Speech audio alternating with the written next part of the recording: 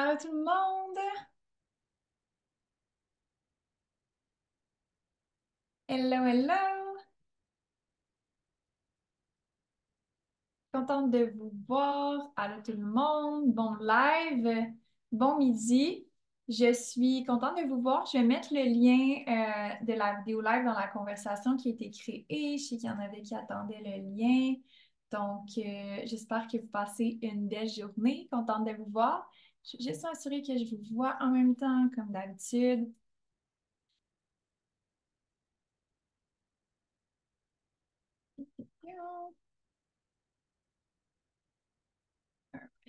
Dites-moi coucou quand vous vous connectez en live. Si vous êtes là en replay, écrivez-moi replay. Je vais juste faire une grosse parenthèse parce qu'il y en a qui écoutent les lives Facebook en replay sur YouTube. Si vous êtes sur YouTube, le party se passe sur le groupe Facebook, OK? Je mets juste les lives là pour les avoir d'enregistrer en quelque part en backup avec un lien à partager. Euh, Fait que c'est vraiment pas fait pour YouTube. Si vous êtes sur YouTube, le fun est dans le groupe Facebook. Le lien, on va pouvoir vous le mettre là, dans le, dans la description. Mais sinon, dites-moi coucou quand vous êtes là. Allô Caroline, allô Fanny, contente de vous voir les filles. Aujourd'hui, on va parler des meilleurs systèmes pour accueillir plus de clients. C'est un sujet qui me passionne. Pourquoi? Parce qu'on parle souvent de comment scaler sa business, comment être capable de pouvoir avoir plus de clients, avoir plus de revenus, puis qu'est-ce qu'on a besoin de mettre en place pour pouvoir accueillir cette croissance-là. C'est une chose de faire 100 000 puis de tout faire par soi-même, mais à un moment donné, c'est aussi important de voir comment que les systèmes peuvent nous supporter. Puis des fois, c'est pas nécessairement d'avoir comme des gros systèmes, des grosses implémentations de CRM ou genre des outils à pu finir, c'est pas toujours nécessaire, surtout quand on a un modèle d'affaires qui est quand même assez simple. On n'a pas besoin de toutes ces choses-là. Fait que c'est de savoir qu'est-ce qu'on a besoin. Euh, je vais prendre un modèle d'affaires comme X, puis je vais vous donner des variantes. Comme ça, vous allez pouvoir voir comment ça se transpose. Mais j'ai été reconnue comme, depuis que je me suis lancée comme coach d'affaires pour être une spécialiste des systèmes. Puis pourquoi, en fait, je pense que c'est le cas, c'est que je pense que c'est pas assez discuté. Donc, je me suis vraiment démarquée parce que j'ai parlé de quelque chose qui n'était pas discuté. On parlait beaucoup de marketing, on parlait beaucoup de vente, on parlait beaucoup de mindset, on parlait beaucoup de leadership, mais il y a quelque chose que les gens ne parlaient pas qui sont qu'est-ce qui fait que ta business continue de rouler, qu'est-ce qui fait que tu peux recevoir des nouveaux clients, puis ça ne crée pas de problématiques à l'interne, que comme ça coule bien. Et c'est les systèmes. Donc, c'est de ça qu'on va parler aujourd'hui. Fait que je suis vraiment, vraiment contente de vous parler de ça parce que c'est un sujet d'expertise, parce que je le maîtrise super bien. Puis, j'ai aidé plus de 350 femmes dans leur entreprise dans les dernières années. J'ai aidé différentes industries à automatiser et ou systématiser leur entreprise. Puis, quand je dis système, c'est un ensemble d'opérations organisées dans une documentation ou une automatisation. Fait que pour faire simple, si, exemple, tu fais toujours la même tâche, puis qu'il y a toujours quelque chose qui se répète, puis que c'est toujours fait manuellement, c'est pas systématisé. Si, par exemple, il y a toujours une tâche qui se répète, mais elle est déléguée, elle est documentée, puis tout le monde sait quoi faire ou qu'il y a une automatisation qui permet de supporter ça, là, on peut dire qu'on a systématisé son entreprise. Fait en fait, c'est pour augmenter l'efficience opérationnelle et pas juste l'efficience, mais l'efficacité, donc les résultats. Deux choses différentes. Un système, ça sert à augmenter l'efficience et augmenter l'efficacité. Efficience, c'est que ça prend moins de temps à faire une chose. Efficacité, c'est qu'on a plus de résultats en faisant cette chose-là. Fait que je vais juste aller chercher mon verre d'eau parce que je vais vraiment parler beaucoup dans ce live-là, puis j'ai besoin de mon verre d'eau.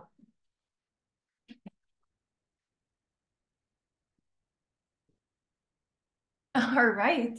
Il n'était pas très loin. Ça va le prendre. Donc, quand on parle d'efficience, pourquoi qu'on veut plus d'efficience? C'est qu'exemple que tu fais 100 000 par année, puis que tu veux croître à 200 000.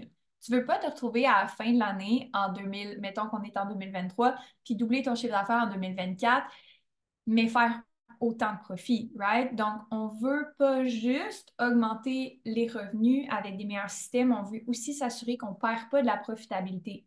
On ne veut pas que plus de clients égale moins d'argent dans ses poches. On veut que plus de clients égale plus d'argent dans ses poches. Sinon, pourquoi? Tu sais, pourquoi qu'on ferait ça? Oui, pour avoir plus d'impact, oui, pour avoir une meilleure contribution dans la société, mais au-delà de ça, une entreprise qui ne fait pas plus d'argent en ayant un plus gros chiffre d'affaires, ça ne fait pas vraiment de sens. Je ne suis pas en train de dire que le pourcentage de profit devrait être plus élevé, mais il devrait au moins se stabiliser. Fait que si, exemple, j'ai une cliente, par exemple, qui me disait, ah, mais moi, j'ai de la difficulté parce qu'à chaque fois que j'ai un nouveau client, il faut que j'engage plus de staff. Est-ce que tu peux maximiser le staff qui est en place en ce moment en ayant plus de clients avant de penser à engager plus de staff parce que sinon, on n'est pas efficient? Est-ce qu'on peut maximiser les opérations avant de penser à engager quelqu'un d'autre? Donc, l'efficience, c'est pas juste une question de euh, on le fait plus rapidement, mais on le fait mieux. On réduit le risque d'erreur, on réduit le temps, puis on augmente la profitabilité potentielle, on va dire, quand on fait quelque chose. Fait que si tu as une entreprise, on va dire, de coaching comme moi, puis que, par exemple, tu as plus de clients, il faut que tu engages des coachs en support, il faut que tu engages une adjointe, il faut que tu engages des gens qui vont t'aider à répondre aux besoins des clients. Fait que, est-ce que ça réduit mon efficience? Si j'ai plus de clients, oui, si mes processus ne sont pas super bien documentés. Parce que si, exemple, je documente bien mes processus puis je mets bien les systèmes en place, les systèmes que j'ai mis en place vont remplacer une heure de mon temps, si j'ai bien fait ça. Fait que mon temps, mettons que mon temps vaut, je ne sais pas, 500 de l'heure, puis que j'engage quelqu'un, une adjointe, qui coûte 55 de l'heure, 25 de l'heure, peu importe, ben c'est sûr et certain que je vais augmenter mon efficience à déléguer cette tâche-là parce que mon temps vaut plus de l'heure. Et par la bande, je vais pouvoir faire plus de tâches ou d'heures à 500 de l'heure. Fait que vous voyez comment que ça peut être vraiment important de développer ces systèmes-là pour l'efficience de l'entreprise, pour que vous soyez capable de faire plus d'argent en travaillant moins. C'est là l'importance. C'est exactement comme ça qu'on fait plus d'argent en travaillant moins. Je suis rendue à un stade de ma business où est-ce que je pourrais, si je voudrais, en ce moment, travailler quoi, 15-20 heures semaine en faisant exactement le plus d'argent qu'il y a un an et demi à travailler 35 heures semaine. Donc, le but en faisant la croissance de la business, c'est oui d'être capable de pouvoir augmenter son efficience. Puis c'est exactement à cause des systèmes qu'on est capable de faire ça, parce qu'on est capable de transposer ce que nous, on fait à une valeur horaire supérieure à quelqu'un qui a une valeur horaire inférieure. Donc, ça, c'est une des premières choses. Est-ce que je vous parle? Est-ce que c'est trop? Est-ce que c'est comme vous êtes pas rendu là? Est-ce que je veux juste avoir votre pouls puis votre feedback? Parce que je sais que c'est beaucoup de valeurs que je partage dans les lives. Je sais que c'est beaucoup d'informations. Des fois, on a de la misère à voir comment ça se transpose. Puis j'ai juste besoin d'avoir le pouls sur les personnes qui sont ici en ce moment. Est-ce que je parle du chinois? Est-ce que c'est full pertinent? Est-ce qu'il y a des choses là-dedans que vous avez besoin d'aller creuser un petit peu plus, donner plus d'exemples? Je serais curieuse de vous entendre. Puis, en tout cas, je serais bien curieuse parce que je sais que, oh my God, qu'il y a du monde qui n'aime pas parler de système. Puis je sais qu'il y a tellement de gens qui redoutent de ça parce que sont comme oh my God, ça a l'air compliqué. Oh my God, genre, je serais jamais capable de transférer mes connaissances dans un processus ou genre, c'est vraiment intimidant parce que c'est intimidant parce que justement, j'ai jamais vraiment fait ça ou c'est intimidant parce que je me dis, ça va être clair pour l'autre personne, la personne de mon équipe ou mais moi, je connais rien aux technologies, genre, je ne saurais pas par où commencer en termes de système. Euh, Moi, je suis pas rendue là, mais ça me montre vers où je vais. Nice, c'est parfait. Moi, je trouve ça pertinent. All right. N'hésitez pas à me donner du jus hein, dans le live. Je sais que c'est des fois intimidant, mais comme c'est une conversation. Puis, je vais vous le rappeler parce que c'est pour moi comme tellement plus facile de répondre. Puis, je suis quelqu'un qui réagit. C'est pour ça que je suis coach. Dans le fond, je suis vraiment meilleure à répondre aux questions, à renchérir sur qu'est-ce que vous dites, à vous donner des exemples par rapport à votre situation, à vous donner une perspective par rapport à votre point de vue, comme c'est ça ma job, right? Fait que c'est vraiment plus facile quand vous me donnez du feedback. Comme ça, quand je pars pas sur une tangente à, c'est ça, parler, puis pas avoir de contexte. Ça m'aide vraiment, en fait. Moi, j'ai déjà beaucoup d'automatisation. C'est au niveau de mon temps en coaching, je tente de réduire. OK, right. Fait que je dis, si t'es coach puis que tu passes beaucoup de temps en coaching, je dirais que il y a beaucoup de choses sûrement que tu dis ou que tu fais avec tes clients qui peuvent être mis dans une forme de délégation. Puis là, encore une fois, il faut faire attention parce que moi, je crois beaucoup à la valeur du coaching. Fait que sûrement que toi aussi, il y a une partie de toi qui est comme, je veux quand même pas enlever ça, je veux quand même pas enlever la composante humaine, je veux quand même pas complètement me retirer, mais tu veux diminuer. Fait que c'est de voir c'est quoi qui a le plus de valeur dans le temps que tu es là. Moi, ce que j'ai réalisé, c'est que ce qui avait le plus de valeur dans le temps que j'étais là, c'était, oui, ma présence avec mes clients, entre autres. C'était le point numéro un, c'est ma présence. Fait que si je suis occupée toute la semaine, puis que je suis genre débordée, puis que j'ai pas mes matins pour relaxer, puis j'ai pas des moments en mes coachings, je peux pas être 100% présente pour mes clientes. Puis la présence en relation d'aide, c'est littéralement la chose la plus importante. C'est notre présence, c'est notre capacité à écouter, notre capacité à poser des questions, notre capacité à saisir des choses que la personne n'a pas compris. Fait que ce qui a le plus de valeur, puis ma plus grande force, c'est ma présence. Ça, c'est la première chose que je valorise énormément, puis je vais tout faire à mon possible pour avoir la présence la plus d'être complètement disponible pour mes clientes, de ne pas avoir 50 millions de choses en tête, de ne pas être occupée, de ne pas être. Tu sais, je ne suis pas en train de dire que je vais être parfaite, mais en même temps, si j'ai une semaine de 40 heures, puis que je suis brûlée, ma présence va peut-être être moins optimale avec mes clientes, alors que c'est ma priorité. Fait que comment je peux me rendre plus présente?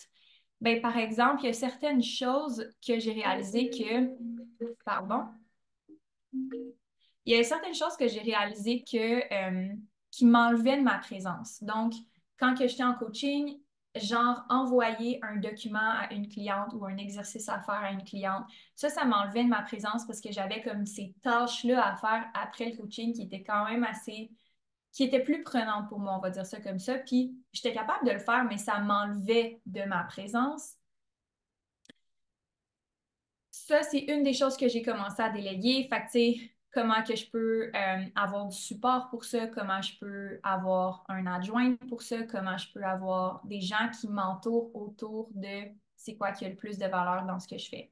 Une autre chose qui a beaucoup de valeur dans ce que je fais, c'est la stratégie. Mais tout ce qui est autour de la stratégie, genre présenter la stratégie, mettre en présentation la stratégie, faire de la recherche par rapport à la stratégie, absolument pas nécessaire que ça soit moi. Ce qui est le plus important, c'est que moi, avec mon expertise, mon expérience, ma vision neutre et extérieure par rapport à la business de la cliente, que je sois capable de conseiller, puis que je sois capable de rapidement donner ma perspective. Fait que ce que je suis allée déléguer, c'est tout ce qui n'était pas ça. Fait que tout ce qui est préparation de documents, tout ce qui est préparation de recherche, tout ce qui est par exemple, faire un diagnostic et le rédiger exactement. Donc, le diagnostic, oui, j'en fais une grosse partie. Ce qui a le plus de valeur, c'est ma présence dans l'appel. Ce qui a le plus de valeur, c'est moi qui donne la stratégie, c'est moi qui ai la vision, c'est moi qui va cibler des indicateurs de performance, c'est moi qui va cibler des objectifs, c'est moi qui va voir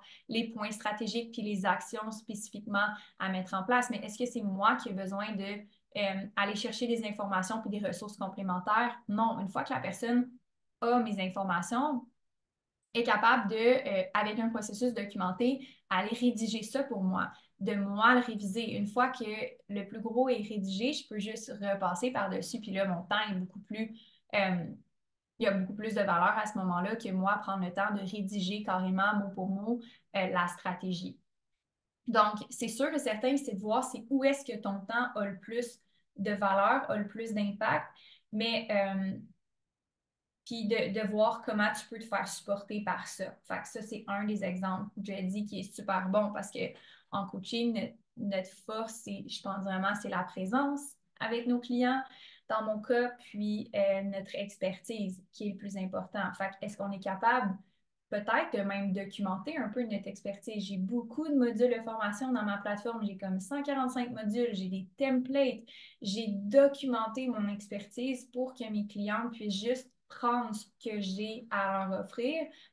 Et moi, ma valeur ajoutée, c'est d'avoir la présence puis la capacité de les coacher à travers mon expertise. Fait que si, exemple, ils me disent, ah, ben, tu sais, j'ai pensé faire un lancement, non, non, non, non, non, j'aimerais vraiment ça faire ça, ben, ma priorité, c'est de savoir est-ce que c'est vraiment la bonne stratégie pour ma cliente? Oui, j'ai l'expertise, oui, j'ai les ressources, oui, j'ai les outils, mais ma valeur ajoutée, c'est pas de dire voici comment faire. Ma valeur ajoutée, c'est de dire est-ce que c'est la bonne chose à faire pour toi? Est-ce que c'est le bon timing à faire pour toi?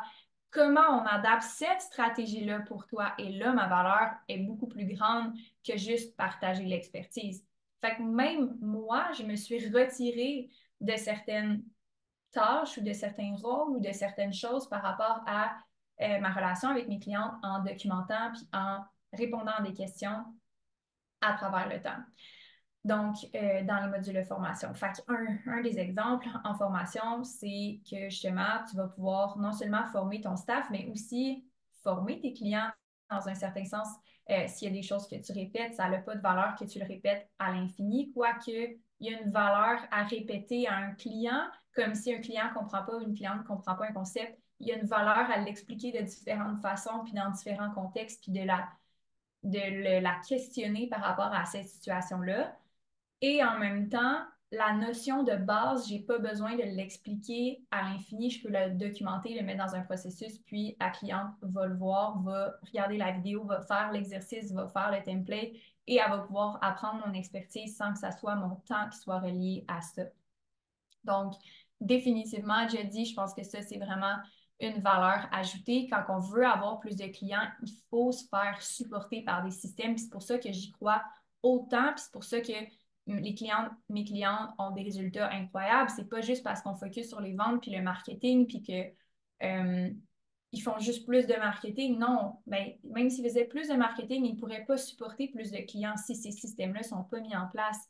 Fait qu'il y en a beaucoup qui voient comme scaler sa business, c'est juste comme dépenser full d'argent en ads ou comme scaler sa business, c'est de poster 2 fois plus sur les médias sociaux, mais il y a tellement plus que ça pour être capable de supporter plus de croissance. C'est de, oui, documenter, puis après ça, c'est de t'assurer que le processus il est bien repris en charge par une personne de ton équipe, puis que le système soit fluide, en fait. Donc, l'efficience, c'est une chose, puis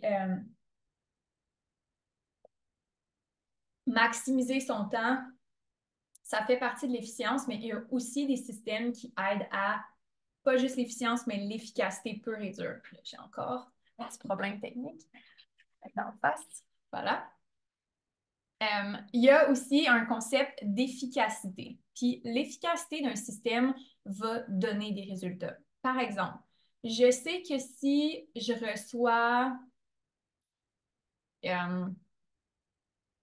300 clientes potentielles dans mon tunnel de vente à chaque mois, je vais avoir X nombre, je n'ai pas les nombres en tête, là, je vais avoir X nombre de formulaires remplis et d'appels et donc on va convertir 60%, 70% de ces appels-là en vente. Ça, c'est un système. C'est quelque chose qui est prévisible, qui donne des résultats prévisibles.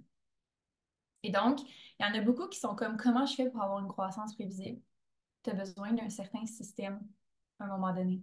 Tu ne peux pas juste comme faire un lancement puis espérer que ça marche. Comme tu as besoin d'avoir des chiffres, tu as besoin d'avoir une certaine procédure. Fait que si c'est un lancement, mais il faut que tu saches c'est quoi tes chiffres, il faut que tu saches c'est quoi que tu as besoin de faire. Il faut que tu aies une façon de faire un lancement qui va te permettre de pouvoir répéter cette formule de lancement-là, qui va pouvoir te permettre de le refaire le mois prochain. Je ne sais pas s'il y en a ici qui sont dans cet exemple, dans cette situation-là où est-ce que il y a beaucoup de choses qu'ils ne savent pas comment répéter. Comme, mettons que je vous dis, OK, comment assurer le succès de ta business demain matin, vous ne le savez pas. Comme c'est peut-être un mystère pour vous de savoir exactement comment vous devez procéder, comment vous devez instruire les gens de votre équipe sur on doit avoir des ventes demain matin. Je ne sais pas si vous savez ça, mais ça, c'est décidément une des choses qui permet de croître une entreprise le plus facilement possible. Je ne suis pas en train de dire comme ça va être facile, non, non, non. C'est tellement pas mon cas. Mais exemple, qu'on prend quelqu'un qui fait des lancements. Ça a l'air imprévisible parce que tu vas faire un lancement puis tu sais pas combien tu vas avoir de ventes, mais il y a des choses qui sont vraiment prévisibles dans un lancement. Combien de courriels que tu envoies, combien de pauses que tu fais, c'est quoi ta séquence de lancement, comme c'est quoi tes timings, combien tu dépenses en pub, ton budget publicitaire, combien qui touche de personnes. Après ça, tous ces chiffres-là, c'est des choses qui sont assez prévisibles si tu planifies ton lancement, puis si tu es capable de le déléguer, puis si tu es capable d'avoir cette machine-là qui roule pour toi. Donc, au niveau de l'efficacité d'un système, c'est je sais que ça me donne ça. Donc, on est capable de prédire que ce système-là nous donne X résultats. Donc, même chose pour son système de contenu médias sociaux. Je sais que en produisant X nombre de contenus par semaine sur mon profil Instagram, j'ai au moins X nombre de vues qui amènent X nombre de nouveaux abonnés. C'est un système qui est assez prévisible. Fait que ça n'a pas besoin d'être non plus genre il y a beaucoup de mes clientes qui sont comme ouais, mais je ne sais jamais exactement ça va être combien à chaque mois. Je sais que j'en ai à chaque mois, mais je ne sais pas exactement combien. Mais mesure-le, puis fais une moyenne, c'est prévisible. Tu sais, c'est comme je comprends là, que c'est pas genre exactement le même chiffre à chaque mois, mais c'est assez prévisible que X action égale X résultat. Après ça, même s'il y en a 5 de plus, 5 de moins, c'est prévisible comme résultat. Puis tu peux toujours aller à la baisse puis être réaliste par rapport à ça. Mais si, exemple, on sait que une de mes clientes, elle travaille beaucoup par l'affiliation puis les références clients. Ça fait longtemps qu'elle travaille avec ça. Puis elle était comme, ouais, mais c'est pas prévisible. Je sais jamais c'est quand qu'ils vont venir. Je sais jamais c'est quand que je vais avoir des clients. OK, ben on va regarder dans l'année, tu en as eu combien? Puis on va faire une moyenne par mois à peu près, là. Tu sais, il y en a à peu près à chaque mois des références clients. Elle me dit oui, OK, ben, on va peut-être pas se baser là-dessus pour à chaque semaine, mais on va au moins faire le calcul à chaque mois, puis on va optimiser ce système-là. Puis il y en a qui deviennent comme ça, ils se compliquent tellement la vie avec la prédictabilité, parce que justement, ils essaient de prédire quelque chose qu'ils ne peuvent pas prédire, tandis qu'on peut prédire des choses qui se passent déjà dans la business, on va juste comme mettre un standard par rapport à ça. Fait que c'est souvent des choses qui se passent déjà dans la business, qui vont déjà bien, qu'on documente, qu'on mesure, puis qu'on s'assure de voir que ça progresse à travers le temps. Euh, Est-ce que je vous ennuie, bored to death, parce que je sais que c'est vraiment sexy de parler de ça. Ça serait vraiment plus sexy de parler de mindset, ça serait plus sexy de parler de n'importe quoi d'autre, honnêtement. Je le sais. Sauf que c'est vraiment ça qui marche. Fait qu'il faut que j'en parle. Je vais juste continuer d'en parler. Je vais juste continuer d'être vraiment fatigante avec ça, mais c'est comme un principe de base en business. Fait que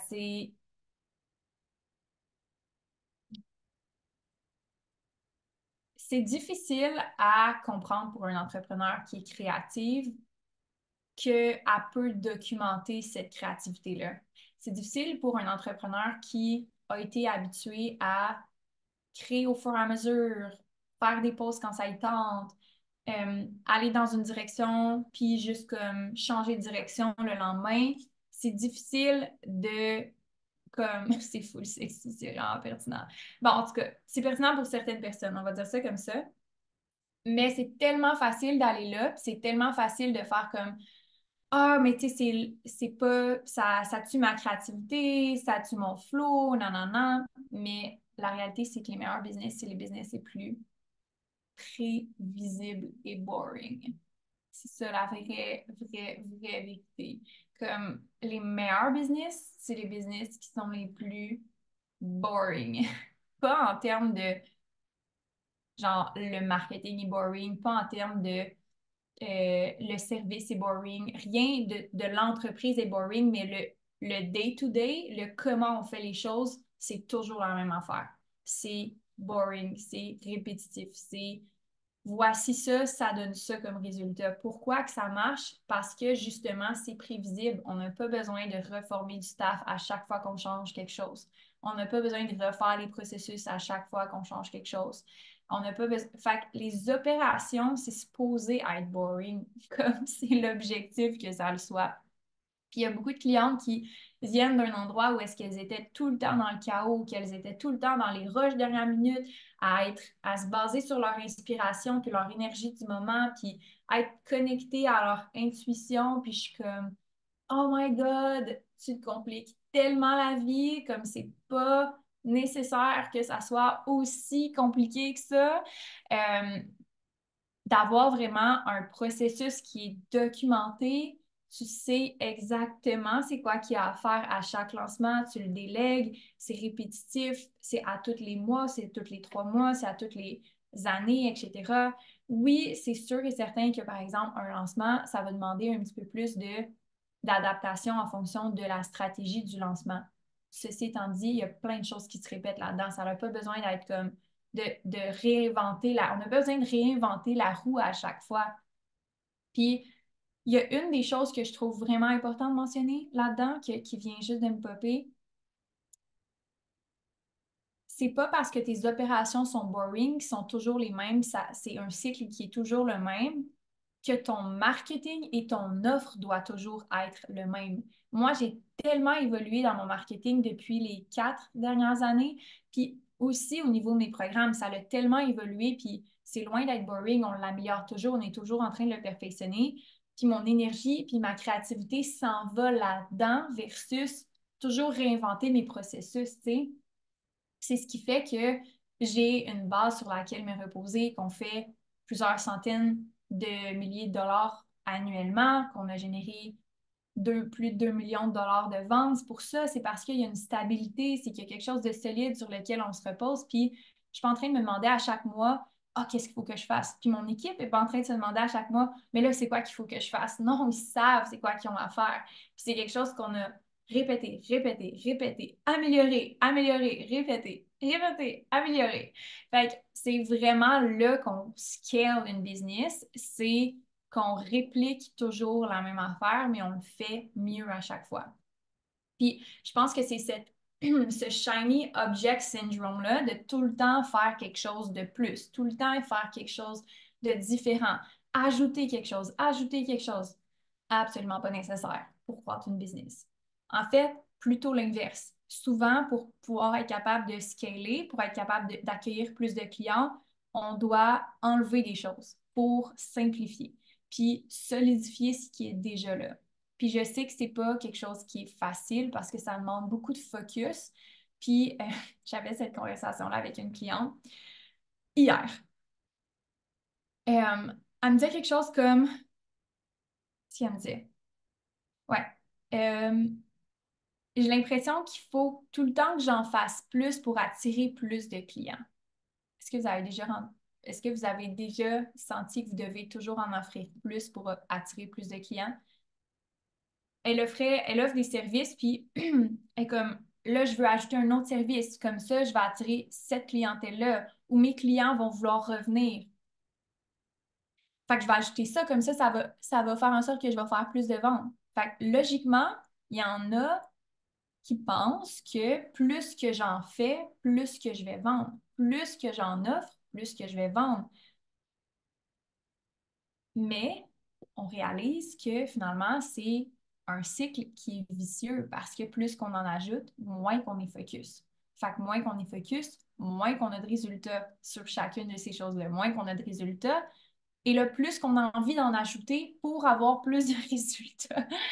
Fait que c'est vraiment un cercle vicieux. Il faut vraiment faire attention à ça parce qu'on peut tellement détruire une belle business à cause qu'on a l'impression qu'on n'en fait pas assez, à cause qu'on a l'impression qu'il faut en offrir plus pour croître, mais c'est plutôt l'inverse. C'est comment on fait pour maximiser ce qui est déjà là. Euh, je ne sais pas si vous avez déjà comme entendu la phrase ce que tu as fait pour te rendre. Attends, c'est quoi la phrase? C'est ce que tu as fait pour te rendre ici ne te permettra pas de te rendre là où est-ce que tu veux aller. et c'est en partie vrai et en partie faux. OK? Ce qui est en partie vrai, mettons, dans cet exemple-là, c'est que tu ne pourras pas continuer de toujours ajouter des offres pour croître ta business. Ça ne fonctionnera pas à un moment donné comme ça ne marchera pas. Tu ne pourras pas juste toujours adapter tes services à tes clients, adapter tes processus à tes clients, comme toujours changer, toujours modifier la fondation de ta business. Tu ne pourras pas faire ça à l'infini. Ce qu'il va falloir qui change, c'est qu'il va falloir que tu, dans cet exemple-là, développes une certaine stabilité puis une certaine constance par rapport à qu'est-ce que tu fais. Fait qu'à un moment donné, il faut juste prendre une décision. C'est ça qui est tough parce que il y a beaucoup de gens qui repoussent cette décision-là par peur de faire une erreur, par peur de oh my God, puis si je manque ça, OK, si je prends pas la bonne décision. Euh, Allô Nick, si je n'offre pas ce service-là, je vais-tu manquer le bateau? Si je suis pas en train de faire un podcast, est-ce que je vais comme manquer une opportunité ou une visibilité? Puis la peur de manquer quelque chose, c'est vraiment plus profond que juste comme vouloir offrir des services pour répondre à ses clients. C'est vraiment quelque chose qu'il faut travailler, le mindset de scarcity, de comme manquer un shiny object, manquer une opportunité. Puis les entrepreneurs, on est bons pour saisir des opportunités, puis on veut prendre des risques, on veut saisir des opportunités, puis je pense qu'il faut juste être capable d'être conscient. C'est quoi une opportunité que j'ai envie de prendre, qui fait du sens avec mes objectifs versus quelque chose qui est une opportunité qui n'est pas en alignement en ce moment avec mes priorités, ma stratégie. Fac, cette cliente-là, elle me disait, je vais acheter un autre service. Je suis comme, OK, est-ce que tu as envie d'acheter un autre service? Elle dit oui. Parfait. Est-ce que ça fait partie de tes priorités? Ben, je sais pas. OK. On peut-tu juste revoir tes priorités? C'est quoi tes priorités? Ben, au début, je sais pas. C'est quoi mes priorités? Fait qu'on a comme reparti sur ses priorités pour revoir est-ce que cette opportunité-là est alignée avec ses priorités? Parce que c'est bien beau de comme prendre des nouvelles opportunités, mais tu ne peux pas maximiser 15 opportunités en même temps. N'importe quel entrepreneur qui a du succès va te dire comme reste focus sur une chose tellement longtemps que tu deviens excellent à faire cette chose-là, puis tu deviens le ou la meilleure à faire cette chose-là, donc tu as du succès dans cette chose-là. La diversification, puis comme être capable de générer plusieurs revenus en même temps, puis tout ça, c'est des choses qui ne sont pas dans les sujets de conversation des entrepreneurs pour comme leurs 10 premières années. La diversification des revenus, c'est pas nécessairement un sujet important au stade où est-ce que tu fais moins d'1 million par année. C'est pas intéressant à moins que ça soit une stratégie qui est en alignement avec tes priorités. Fait que si, exemple, une cliente me dit OK, j'offre un service, mais j'ai un problème de conversion. Je ne convertis pas assez. Tu sais, j'ai comme, je sais pas moi, une centaine d'appels par mois, mais ces appels-là ne convertissent pas assez. OK, là, on va peut-être vouloir ajouter un offre parce que notre priorité, c'est la conversion. Mais ça ne sera pas dans le but d'ajouter une source de revenus, là. Le but, c'est de pouvoir augmenter la conversion. Fait il faut juste être vraiment, vraiment conscient de soi, conscient de ses objectifs, puis être focus sur ça. De ne pas se laisser distraire par une nouvelle affaire, ou TikTok, ou un podcast, ou genre, est-ce que c'est vraiment ça la priorité en ce moment? Est-ce que c'est vraiment ça qui va te rapprocher de ton but? Puis la réalité, c'est que souvent, non. Souvent, c'est le fun à faire, mais c'est pas nécessairement ça qui nous permet de nous rapprocher de nos objectifs. Fait que quand on parle des meilleurs systèmes pour attirer plus, pour avoir plus de clients, pour accueillir plus de clients, c'est dans le boring stuff. C'est pas dans la nouvelle affaire ou le nouveau service ou euh, c'est ça, la nouveauté, globalement. Puis il y avait une autre chose qui me vient par rapport à ça, qui est une autre chose que je remarque vraiment beaucoup avec mes clients. Euh, c'est des systèmes qui vont être des nice to have ou des fun to have, mais pas des must have. Fait qu'il y en a beaucoup qui vont venir me voir et sont comme, moi, je vais tout automatiser ma business. Comme, ils n'ont pas de business. OK, on va commencer par quelque chose. Il faut que tu aies une business pour l'automatiser. Ça, c'est une autre chose. Puis là, je saute du coq à l'âne, mais il faut que tu aies une business pour automatiser une business. Tu peux pas dire, je commence puis je veux que toute ma business soit automatisée. Quelle opération tu veux qu'on automatise?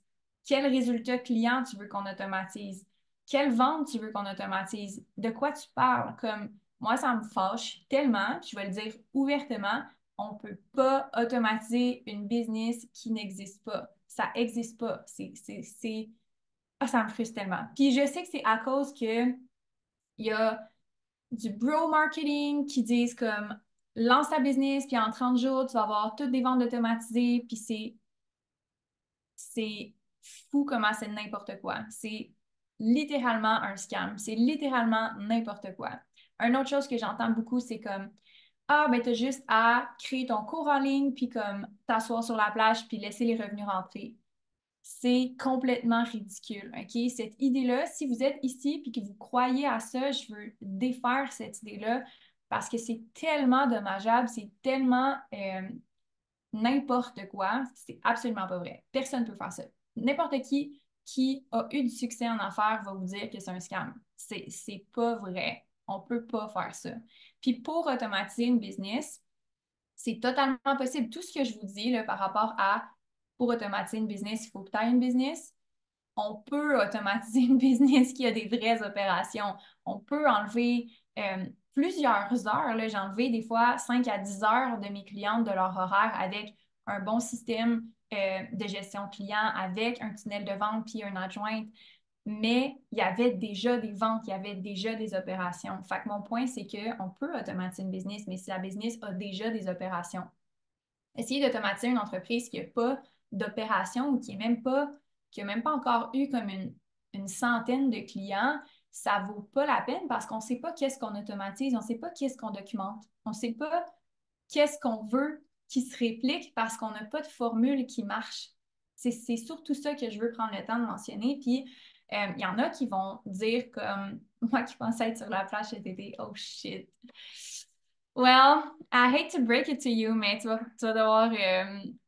devoir travailler si tu veux faire des revenus passifs. Mais ça m'emporte parce que c'est vraiment quelque chose qui est mêlé avec les systèmes. Puis à cause que j'ai une expertise en système en ligne, il y a tellement de gens qui pensent que je vais automatiser leur business. Non, je ne vais pas faire ça pour toi. Je vais t'aider à avoir une entreprise qui te permet de te retirer de tes opérations, qui te permet de pouvoir, oui, profiter un peu plus de ta vie, puis réinvestir ton temps plus intelligemment dans ta business en déléguant puis en mettant ces systèmes-là en place. Mais je ne vais jamais te vendre que je vais mettre une business en ligne de façon complètement automatisée pour que tu n'aies rien à faire ou que tu aies comme juste 4 heures de travail par semaine. C'est pas ça que je vends, puis c'est jamais ce que je vais vendre. C'est pas ça que je fais non plus. Puis je trouve ça vraiment dommageable qu'on en soit là. Et je veux défaire ce concept-là complètement par rapport au système. C'est pas du tout ça le but. Le but d'un système, comme je dis, c'est augmenter l'efficience d'une opération déjà existante, augmenter le profit, augmenter l'efficacité, augmenter le rendement et augmenter les résultats, augmenter l'efficacité. Fait qu'il faut qu'il y ait des résultats pour commencer. Donc, si, exemple, j'ai une entreprise qui fait 100 000, j'ai des clients, j'ai des processus qui sont clairs, j'ai un roulement qui est clair, mais que je veux l'amener à 500 000 par année, OK, oui, là, on va mettre des opérations en place pour que peut-être que justement, tes nouveaux clients y aient leur procédure de tout envoyer manuellement. Peut-être que leur facture va s'envoyer automatiquement. Peut-être que tu vas avoir un adjoint qui va répondre aux questions des clients qui sont fréquentes, qu'on a documentées, qu'on a regroupées en quelque part. Peut-être qu'on va vouloir documenter comment tes clients ont une satisfaction ultime, puis on va vouloir mettre un système de suivi en place qui va pouvoir être répliqué par un adjoint pour maximiser l'expérience client, pour augmenter les ventes. Fait que, voilà. Ce sujet-là est fait pour les entrepreneurs qui ont une business, qui font déjà plus que, on va dire, plus que 50 000 par année, on va dire. Parce qu'il y a quelques systèmes qu'on peut mettre en place à 50 000 par année qui sont vraiment payants comme un tunnel de vente. C'est un système réplicable, prédictible. C'est le premier système qu'on met en place, en fait. C'est un tunnel de vente. Parce que si on est capable d'avoir des ventes prédictibles, bien là, on est capable de mettre des opérations prédictibles, puis on peut tout améliorer le reste par la suite. Fait que la première chose qu'on met en place dans une entreprise, puis qu'est-ce que je fais avec mes clientes first thing généralement, qui, si on pas ça en place, c'est un tunnel de vente. Voilà, je me sens portée avec beaucoup d'émotions, mais c'est dommageable de penser que les entrepreneurs en ligne voient ça puis ils sont comme ah ouais, je vais avoir ma business automatisée dans 30 jours. Puis c'est souvent un objectif que je vois, puis je refuse de travailler avec ces clientes-là, puis je le dis ouvertement, je suis pas comme je peux pas travailler avec toi, je fais juste dire c'est pas ce que je fais. Tu sais, je sais que c'est ça que tu veux, mais je te le dis, c'est pas ça, ça n'existe pas vraiment. Puis c'est pas ça que je fais. Fait que maintenant, s'il y a quelqu'un qui dit qu'il peut le faire, puis que ça existe vraiment, puis que tu y crois, puis que tu adhères à ça, je pense bonne chance. Puis tu reviendras me voir quand tu vas avoir expérimenté la chose.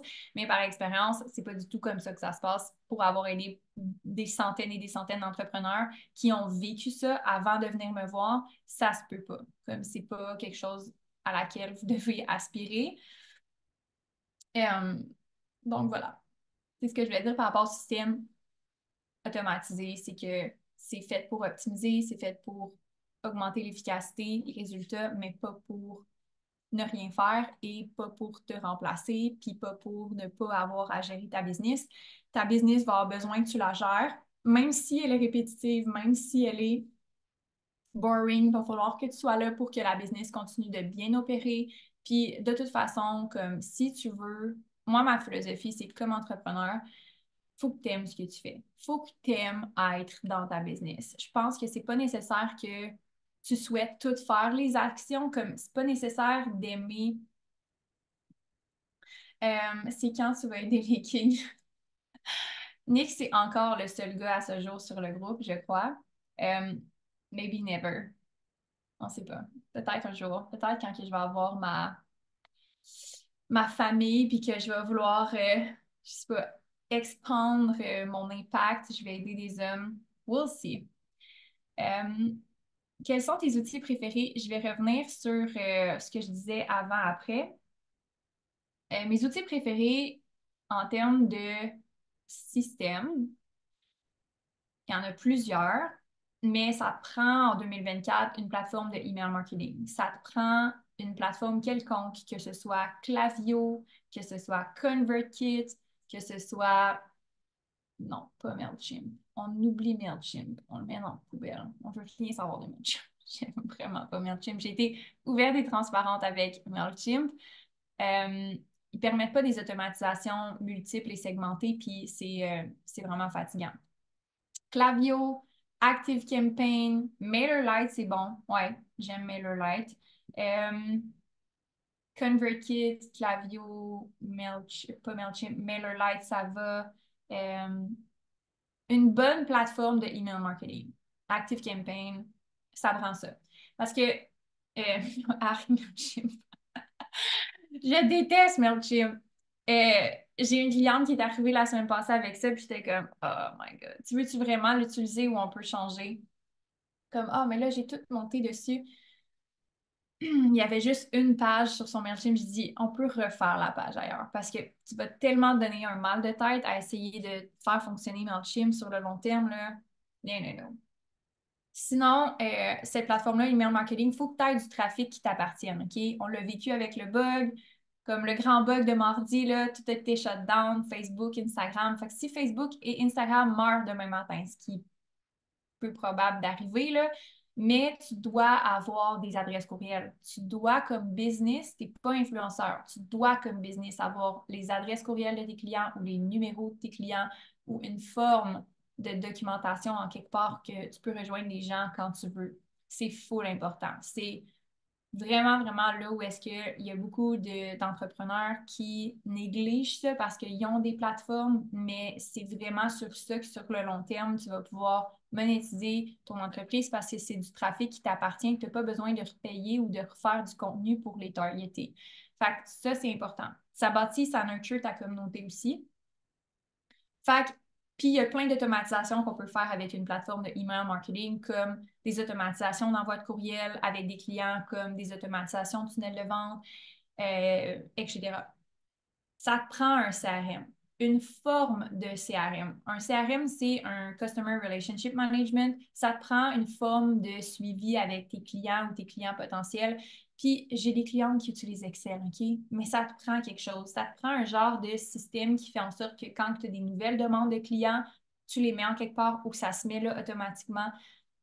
Encore une fois, je pense qu'un CRM, c'est important d'en avoir à n'importe quel business, niveau de sa business parce que ça te permet d'augmenter tes ventes. Puis n'importe quoi qui te permet d'augmenter tes ventes, c'est un must-have, surtout quand tu démarres, c'est ta priorité. Puis encore une fois, même, excusez-moi, encore une fois, même quand tu crois, c'est encore ta priorité. Fait qu'un CRM, ça te prend ça. Ça peut être sur Excel, ça peut être j'ai un template que je donne à mes clientes sur Airtable qui est un genre de fichier Excel, mais plus personnalisable. Puis sinon, moi, j'utilise Pipedrive, qui est le CRM, un CRM qui est automatisé. Donc, toutes les nouvelles demandes de clientes, on les reçoit, ça s'envoie automatiquement dans Pipedrive. Quand elles prennent un appel avec nous, ça se déplace. Après ça, quand on leur envoie la proposition, ça se déplace aussi automatiquement. Puis quand elles achètent, on marque qu'ils ont acheté. Donc, on a vraiment notre tunnel de vente à l'intérieur de notre CRM. Ça nous permet de faire des bons suivis. Ça nous permet de maintenir des relations à travers le temps avec nos clientes aussi. Parce qu'il y a des gens qui prennent des informations sur nos services comme ils ont pris des informations il y a un an sur nos services et ils reprennent un appel un an plus tard, puis on a tout le background. On sait exactement c'était quoi les enjeux, pourquoi qu'elle nous a contactés, c'est quoi qu'elle a fait depuis ce temps-là, est-ce qu'elle nous a réécrit depuis ce temps-là. Fait qu'on a vraiment l'historique, ce qui nous permet d'être capable de bien conseiller nos clientes, même si ça fait un an qu'on leur a parlé. Puis ça, c'est vraiment quelque chose qui est important quand tu scales. Ben, c'est d'être capable d'avoir le même niveau de personnalisation, le même niveau de qualité, même si tu as plus de clients, même si tu as plus de demandes clients aussi.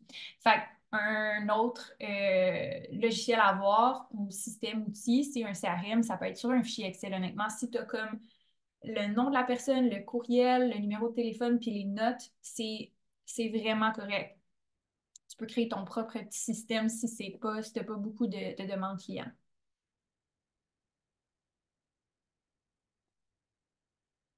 Sinon, à part de ça, hmm, ça va jouer entre un gestionnaire de tâches puis un planificateur médias sociaux. Mais mettons qu'on y va dans l'ordre, je pense gestionnaire de tâches, un genre de Asana. Parce que dans le fond, si tu commences à déléguer, si tu commences à avoir des tâches à faire, plusieurs projets à gérer en même temps, tu veux pas gérer ça sur des post-it, là. Puis oui, j'ai des post-it, puis oui, j'ai un agenda papier, mais c'est vraiment juste pour ma journée, puis faire de la réflexion, puis avoir des notes pour, après ça, retranscrire dans un projet, déléguer à mon équipe, puis documenter. À un moment donné, si j'ai un podcast à gérer, si j'ai des événements avec mes clients à gérer, euh, une cinquantaine de clientes à gérer en même temps. Je ne peux pas tout savoir ce qui se passe en même temps. Je dois avoir un gestionnaire de projet qui me permet d'avoir une vue d'ensemble. Puis ça arrive souvent. Board, oui, je connais ça. C'est comme une plateforme, je pense que tu peux copier-coller des messages dans un board que tu peux sauvegarder sur ton cell puis sur ton ordinateur. Je pense que c'est ça. Oui, je connais ça. Euh, je pourrais expliquer un peu plus tard, là, si tu veux, Jody, par rapport à ça, mais je vais juste continuer pour Asana. J'ai des clientes qui utilisent autre chose que Asana. J'ai des clientes qui utilisent euh, Notion. J'ai des clientes qui utilisent... qu'est-ce qu'il y a d'autre aussi que j'ai ce genre de projet? Genre Monday, mais tu sais, quelque chose qui permet de gérer des tâches, puis une équipe d'attitrer des tâches, toute cette patente-là. Il y a vraiment comme des plateformes qui sont meilleures que d'autres pour certains domaines ou certaines situations, mais la plateforme que je recommande le plus, qui est celle que j'utilise puis je recommande beaucoup à mes clientes, c'est Asana.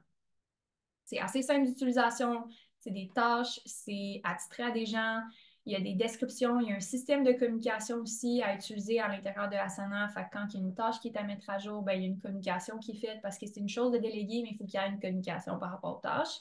Donc, Asana, définitivement. Sinon, à part de ça, j'avais dit, euh, ouais. planificateur de contenu. Peut-être que ça, si vous êtes justement en train de produire du contenu, vous voulez commencer à le documenter pour avoir une banque de contenu, puis un planificateur. Parce que la réalité, c'est que si vous êtes dans une entreprise en ligne, il y a des bonnes chances que vous faites du marketing en ligne, il y a des bonnes chances que vous créez du contenu, puis un des systèmes importants, c'est d'être capable de réutiliser ce qu'on fait. Donc, si vous n'avez pas de planificateur de contenu ou une façon de documenter pour reprendre ou réutiliser le contenu, ça aussi, Airtable, c'est une belle façon de le faire. J'ai toutes mes opérations de marketing sur Airtable. C'est aussi une plateforme que je montre à mes clientes. C'est un template que je donne à mes clientes aussi. D'ailleurs, si jamais vous vous demandez comme est-ce que tu me montres comment faire ça, oui, puis aussi je le mets en place avec vous. Fait que si jamais vous avez besoin d'aide par rapport à tous ces systèmes-là, puis vous êtes perdu un peu par rapport à ça, c'est quelque chose qu'on fait ensemble dans le coaching, c'est quelque chose que j'aide mes clientes à faire, puis il y a totalement là, une possibilité de voir qu'est-ce qui est personnalisé pour toi. Là, je donne des conseils vraiment généraux, mais tu n'as pas besoin de tous les avoir selon ton stade, selon où est-ce que tu es rendu. Donc voilà. Et qu'est-ce que je disais? Airtable peut être utile pour ça, mais une dernière chose, puis je vais finir avec ça parce qu'il y en a tellement d'autres, mais je veux juste comme simplifier. Je suis vendue Notion. Ah, ben, Notion est vraiment populaire, honnêtement. Moi, il n'existait pas quand j'ai ou il n'était pas connu quand j'ai commencé avec Asana. Fait que tout transférer mes opérations dans un autre système, c'est vraiment une perte de temps, mais j'ai déjà essayé puis j'aime vraiment ça. Je trouve ça vraiment user-friendly, je trouve ça super personnalisable. Fait que je trouve ça super cool. Puis mes clientes l'utilisent aussi beaucoup. C'est juste que ça ne ferait pas de sens de déménager pour une autre plateforme quand toutes nos opérations sont sur une plateforme. Il faudrait vraiment qu'il y ait une valeur ajoutée, puis pour le moment, il n'y en a pas assez pour faire le switch. Fait que pour vrai, Asana, Notion, j'aime les deux. J'ai essayé Notion pour le tester puis pour être capable de conseiller mes clients, puis je trouve que c'est super. Mais c'est pas comme. Il y a pas. Pour vrai, personnellement, il n'y a pas tellement de différence pour dire il y en a une meilleure que l'autre. Je pense que c'est une question de préférence puis d'habitude. Si tu as une habitude avec une, c'est mieux de continuer avec celle que tu as l'habitude. Parce que il n'y a pas, selon moi, assez de différence entre les deux pour que ça vaille la peine. Euh, Après ça, qu'est-ce que je voulais dire? Je voulais revenir à Airtable. Une dernière fonctionnalité de Airtable, c'est pour documenter les opérations. C'est vraiment une base de données Airtable. Ça sert à documenter. Donc, on peut mettre beaucoup de données, beaucoup de liens vers des processus et utiliser Airtable comme base de données pour toutes les opérations, savoir quoi faire, comment faire, par qui c'est fait, etc. Sinon, c'est pas mal ça. Je vais revenir sur Board. Dans le fond, Board, c'est pas tant un système, c'est plus des outils, mais tu sais, on parle d'outils en ce moment, puis ça peut être cool de parler de ça. Mais il faut pas se laisser comme envahir par les outils. Je pense que les outils, c'est fait si on a un besoin. C'est comme, mettons, moi, je me suis fait parler de Board, puis je me suis fait parler de Board par aussi un ami. Puis t'es comme, ah, ben, mon adjoint, elle fait juste prendre les messages, dans le fond, que j'ai préenregistrés, mes clips vocales, etc., pour répondre aux gens. Puis moi, c'est juste pas quelque chose que je trouve que c'est problématique dans ma business en ce moment, comme il n'y a pas de problème par rapport à ça. Fait que, tu sais, implémenter cet outil-là, puis tout documenter, puis tout copier-coller les messages, puis les voices, puis tout, ça va pas full avoir de valeur ajoutée de mettre ça en place. C'est que des fois aussi, il faut se demander comme à quoi l'outil sert. Puis c'est ça que j'allais dire tantôt. Les clientes qui mettent des outils, euh, il y a des clientes qui mettent des outils en place parce que c'est le fun, puis que c'est sexy, genre, ah, ça a l'air vraiment nice, mais que c'est pas utile, tu sais, ça sert à rien. Fait que là, tu te retrouves à avoir plein d'outils qui sont le fun, mais qui sont pas, qui aident pas la business à croître, là, d'aucune façon. Qu'est-ce que j'ai entendu aussi? Il y a un autre logiciel comme ça que j'étais comme, oui, c'est intéressant, mais juste si t'en as besoin, tu sais. Euh, ça m'échappe. Mais il y a un autre logiciel comme ça que j'ai entendu récemment que c'était comme, ouais, c'est vraiment nice, mais c'est nice si tu en as besoin. Et si tu n'en as pas besoin, pourquoi, tu sais? Pourquoi que tu ajouterais ça juste pour le fun, tu sais? C'est aussi parce que je pense qu'il y en a aussi qui manquent d'expertise par rapport au système, puis par rapport à leur utilité dans une entreprise, puis leur valeur ajoutée dans une entreprise. Fait qu'ils vont juste faire comme, ah, prends ça, c'est vraiment nice, mais c'est pas utile à l'entrepreneur. Tu comprends pas, mettons, la stratégie globale puis les priorités de l'entrepreneur. Puis c'est juste une affaire que tu ajoutes qui sert pas à l'entrepreneur à qui on parle. Board m'a zéro convaincu, mais la personne me disait que c'était dommage génial. Mais c'est quoi l'utilité? Ben, en fait, c'est ça, c'est que ça te permet de pouvoir, tu sais, comme quand il y a des réponses enregistrées sur Instagram, que tu peux envoyer une réponse enregistrée qui est déjà préparée, qui est déjà enregistrée d'avance. C'est un peu le même principe, mais là, tu l'as sur toutes tes plateformes. Tu sais, comme tu l'as autant sur Facebook que sur Instagram parce qu'il est dans ton cell ou il est sur, mettons, ton bureau d'ordinateur. Fait que je pourrais une cliente me demande des informations de service, je peux faire comme message 1, c'est quoi tes besoins dans le moment? Message 2, genre poser une question par rapport à son entreprise, etc. Fait que ça fait comme ça enregistre des messages template ou modèles que tu peux utiliser ou tu peux déléguer à ton équipe. Tu peux même insérer des voice notes, puis tu peux insérer des vidéos. Mais tu sais, comme je dis, ça peut être utile si tu as comme exemple une entreprise qui a beaucoup de volume, tu sais que, mettons, tu as un e-commerce, puis que tu as beaucoup de clients qui t'envoient beaucoup de messages par jour, puis que tu veux être capable de répondre à des questions rapidement, ça peut être utile. Si tu perds, j'ai une cliente qui justement a un gros e-commerce store, puis elle dit comme je sais même pas combien de temps par jour je passe dans mes DM. Elle, ça serait intéressant d'implémenter ce système-là puis de le déléguer à quelqu'un d'autre. Comme ça, elle garderait l'authenticité dans son message. On entendrait sa voix, on verrait comme les messages qu'elle, elle écrirait pour de vrai, mais ça serait par exemple son adjointe qui s'en occuperait. Fait qu'à ce moment-là, là, ça peut être intéressant d'avoir ce genre de logiciel-là, mais sinon, what's the point? Moi, je passe pas, je passe vraiment pas 4 heures par jour dans mes DM, fait que ça serait pas full utile. J'aime mieux juste carrément juste répondre, puis voilà. Fait que des fois, il faut faire attention à comme, c'est quoi la valeur ajoutée. C'était pas mal ça pour aujourd'hui. On était full plus dans la technicalité, puis dans qu'est-ce que c'est de scaler une business. Je vais comme réviser un petit peu avec vous, mais scaler une business, c'est pas d'en ajouter toujours des nouvelles choses.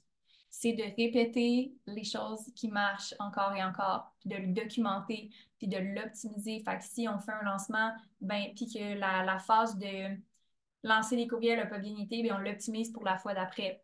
On documente ce qu'on a fait pour que la personne qui prend la responsabilité soit capable de le faire à notre place pour augmenter la valeur de notre temps. C'est boring, c'est pas d'ajouter des nouvelles choses. Puis comment on accueille plus de clients, c'est vraiment dans la constance. C'est dans la constance de toujours faire les mêmes affaires mieux à chaque fois.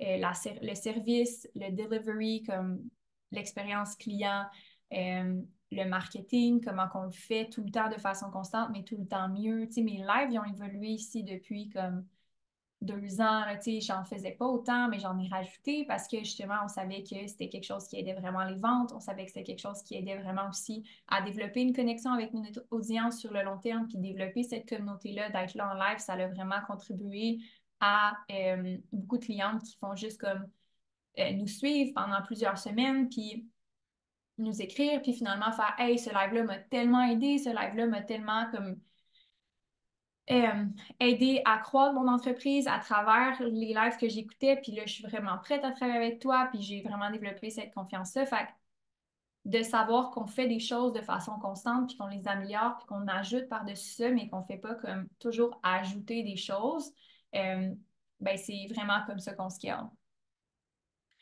Voilà, j'espère que ça vous a aidé aujourd'hui. J'espère que ça vous a permis de pouvoir avoir des réponses à vos questions. Puis, c'est une question qui nous était vraiment, vraiment posée souvent. Comment on fait pour scaler? Comment on met des systèmes en place? Euh, Si jamais vous avez cet enjeu-là en ce moment, puis vous vous dites, comme j'ai besoin d'avoir une stratégie personnalisée pour mettre mes systèmes en place, j'ai besoin d'avoir une stratégie personnalisée pour scaler ma business, savoir qu'est-ce qui est prioritaire.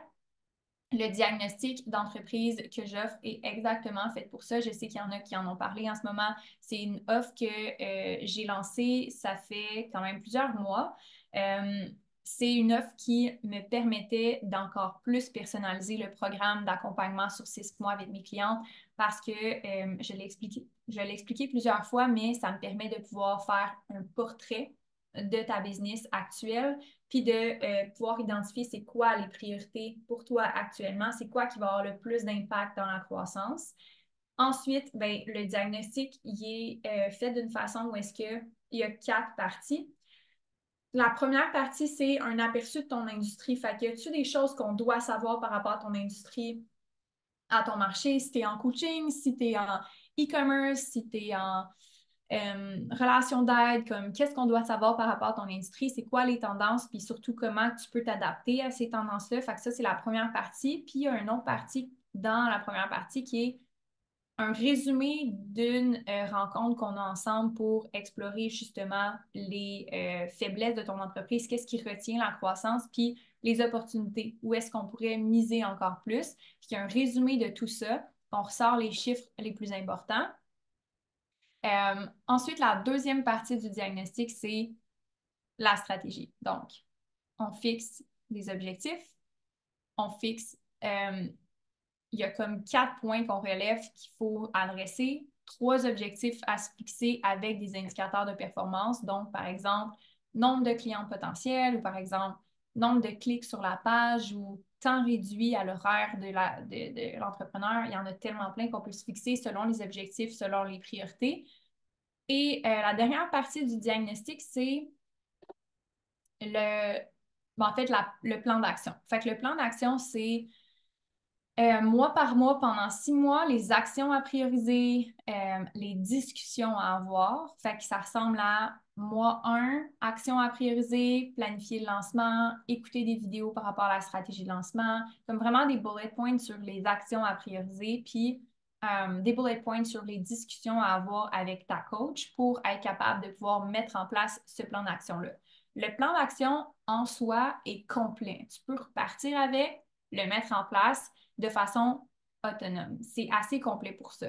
Par contre, nous, c'est sûr que notre expertise, c'est dans la mise en place de ce plan d'action-là. Puis c'est pour ça que comme 95% de nos clientes qui ont fait le diagnostic continuent avec nous dans le programme parce que justement, elles veulent le faire mettre en place, mais ça leur permet vraiment un gain de clarté rapide. C'est instantané, tu sais exactement ce que tu t'en vas, tu sais sur quoi prioriser, tu sais c'est quoi les systèmes qu'on recommande, tu sais exactement où aller, puis c'est vraiment rassurant parce qu'après ça, tu as quand même un aperçu des résultats qu'on peut te donner à l'intérieur du programme, à l'intérieur de 14 jours dans le diagnostic. Fait que ce document-là est remis à la fin du diagnostic, mais dans le fond, ce que tu as à faire pour commencer, c'est de remplir un questionnaire avec quelques questions.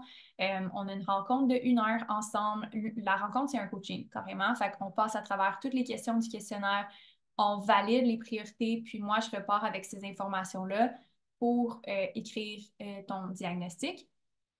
Puis pendant 14 jours, tu as accès à moi, me poser des questions, clarifier des choses après la rencontre. Puis ce support-là est fait par vocal et par message. Fait que tu peux totalement me poser toutes tes questions pendant ce temps-là.